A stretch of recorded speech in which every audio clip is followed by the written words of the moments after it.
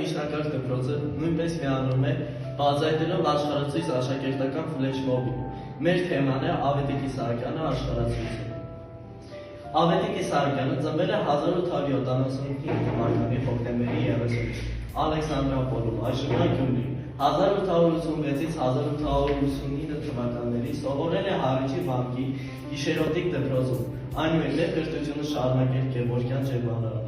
Ավետիք Իսահակյանը մահացել է 1957 թվականի հոկտեմբերի 17-ին։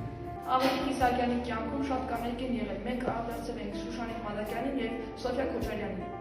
Մադակյանը Իսահակյանի պատանեկան շրջանի մեծ սերն է, Շուշանիկի հանդիպած մեծ սերն մեր շնորհքն եմ ցուցադրում, ծաղրիկ էին նորաբող ոչ, տարի ստացեք, տարիներ հետո քեզ տեսա նորից, ծիրեցի արց տարան և այլ ստեղծագործություններ։ Սոֆյա Քոչարյանը Ավետիք Իսահակյանի կինն էր, նա նույնիսկ կին էր, հավատարիմ ընկեր, հոգատար մայր։ Սոֆյայի շնորհիվ ապահովել է բանաստեղծի անձնական արխիվը, նրան նվիրված «Ինձ սիրելիս» որպես թե ստեղծագործությունը։